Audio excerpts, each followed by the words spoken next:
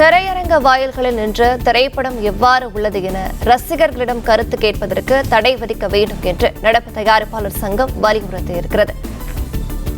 விவரங்களை நம்முடைய செய்தியாளர் ரகுபதி வழங்கி கேட்கலாம். ரகுபதி, வணக்கம். இதை பற்றிய மேலும் விவரங்கள். வணக்கம். திரை விமர்சனம் என்கின்ற பெயரில் தனிமனித தாக்குதல் மற்றும் வன்மத்தை விதைத்தல் போன்ற செயல்களில் ஈடுபடும் யூடியூப் சேனல்கள் மீது கண்டனத்தை தெரிவித்திருக்கக்கூடிய தமிழ் திரைப்பட நடப்பு தயாரிப்பாளர் சங்கம் கண்டனத்தை தெரிவித்திருக்கிறது. அதற்கான ஒரு அறிக்கையும் வெளியிட்டிருக்கிறது. அந்த அறிக்கையில் திரைப்படங்களின் நிறைக்குறைகளை விமர்சிக்க அனைத்து ஊடகவியலாளர்களுக்கும் உரிமை உண்டு. ஆனால் அது திரைப்படத்தை பற்றி மட்டுமே இருக்க வேண்டுமே தவிர படத்தின் தயாரிப்பாளர், இயக்குனர், கதாநாயகன் மீது தனிமனித தாக்குதல் மற்றும் அவர்கள் மீது இருக்கும் வன்மத்தை பொதுவெளியில் கக்க ஒரு கருவியாக திரை விமர்சனத்தை சில ஊடக சமீப காலமாக பயன்படுத்தி வருகிறது என்பதை வண்டிப்பாக கண்டிக்கிறோம் என்று அந்த அறிக்கையில் இருக்கிறது. திரைத்துறை விமர்சகர்கள் தராசு போல ஒரு திரைப்படத்தின் நிறைக்குறைகளை சொல்லி மொத்தத்தில் தங்களின் அபிமானத்தை சொல்லலாமே தவிர அதை ஒட்டுமொத்தமாக ஒழிக்கும் விதத்தில் கடுமையான விமர்சனங்கள் செய்து தனிமனித தாக்குதல் செய்வது திரைப்படத்துறையை மொத்தமாக அளிக்கும் செயலாக நமது சங்கம் கண்டிக்கிறது எனவும் அவ்வாறு செய்து வரும் ஊடகவியலாளர்கள் மீது கண்டனத்தை சங்கம் தெரிவிப்பதாகவும் அதில் அறிக்கையில் கூறப்பட்டிருக்கிறது.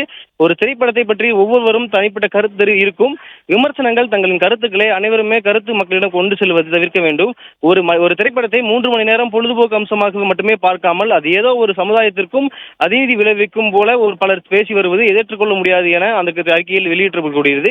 விமர்சனங்களுக்கு திரைப்படங்களை விமர்சனம் செய்ய அனைத்து உரிமையும் உள்ளது. ஆனால் தனிப்பட்ட காழ்ப்புணர்ச்சியின் காரணமாக ஒரு திரைப்படத்தை பற்றி வெறுப்பு ஊடகங்களில் விதைக்கக்கூடாது என்பதையும் அந்த ஊடகவியலாளர்கள் மனிதத்தை வைத்து திரைப்பட விமர்சனங்கள் செய்ய வேண்டும் என்றும் அதில் கேட்டுக்கொள்ளப்பட்டிருக்கிறது. ஒரு சினிமா துறையால் வாழ்ந்து வரும் ஊடகவியலாளர்கள் இனிமேலாவது தங்களை திருத்திக் கொள்ள வேண்டும் எனவும் சரியான முறையில் விமர்சனங்கள் செய்வது என்று எதிர்பார்க்கப்படுகிறோம் என்றும் அந்த அறிக்கையில் கூறப்பட்டிருக்கிறது. அதே போல திரையரங்களுக்கு வெளியே திரைப்படத்தின் முதல் காட்சி முடிந்தவுடன் பார்வையாளர்களின் கருத்துக்களை பதிவு செய்வது பல யூடியூப் சேனல்கள் எல்லை மீறி கருத்துக்களை சொல்லும் வகையில் பார்வையாளர்களை ஊக்குவித்து அதனை தொடர்ந்து வெளியிட்டு வருகிறார்கள். அதிக அளவில் அத்தகைய கருத்துக்களை ஏதோ ஒரு அனைத்து பார்வையாளர்களின் ஒட்டுமொத்த கருத்தாக இந்த உலகில் அதை எடுத்துக்கொண்டு மிகவும் அது கண்டிக்கத்தக்க செயலாக தற்போது பார்க்கப்படுகிறது.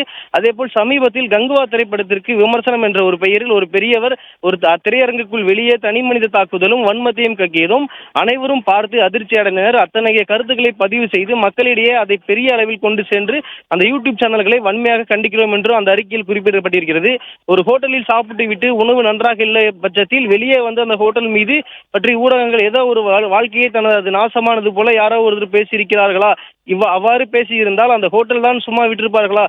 ஒரு ஹோட்டல் மட்டுமல்லாமல் எந்த ஒரு பொருள் வாங்கும் பொழுதும் உபயோகிக்கும் போதும் அந்த இடத்தில் பிடிக்காத பட்சத்தில் அது நாகரிகமாக எடுத்து சொல்ல வேண்டுமோ தவிர இது போன்ற செயல்களில் நடக்கக்கூடாது என்று தமிழ்நாடு திரைப்பட நடப்பு தயாரிப்பாளர் சங்கம் அந்த கண்டனத்தை தற்போது அறிவித்திருக்கக்கூடியது.